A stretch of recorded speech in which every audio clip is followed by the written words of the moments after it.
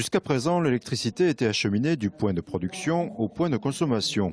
Avec les parcs éoliens implantés en zone rurale ou en mer, le mode de distribution change. Elle part en partie dans le village à côté, mais comme il n'y a pas assez de consommation, elle va être exportée de façon beaucoup plus éloignée et pour qu'elle soit consommée sur l'ensemble du territoire. À cette particularité s'ajoute le caractère aléatoire de l'énergie éolienne qui dépend de la météo.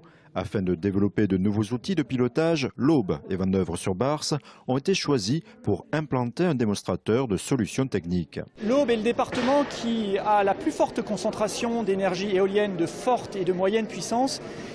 C'est le premier en volume et c'est aussi le premier chronologiquement.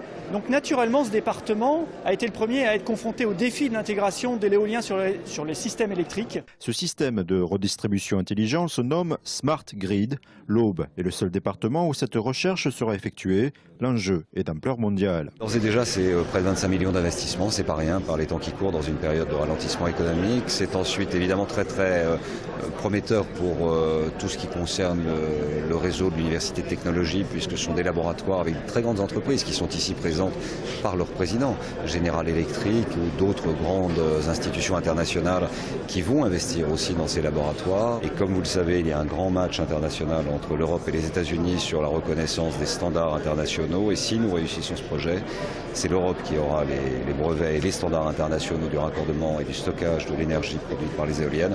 Et c'est donc évidemment un projet considérable en termes de potentiel pour les années qui viennent pour notre département. L'énergie éolienne devrait représenter 30% de la production d'énergie électrique d'ici 2030.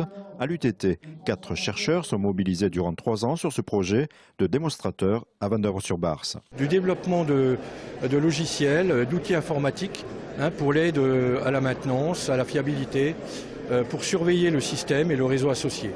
L'école de design de Troyes participe également à ce projet. 2 étudiants ont notamment réalisé cette maquette explicative. Ce qui est assez innovant, c'est en fait la rétroprojection qui se passe dans la boîte de la maquette et qui permet finalement de comprendre sur un panorama qui ressemble à celui de Vendeuvre l'avantage du projet Ventea.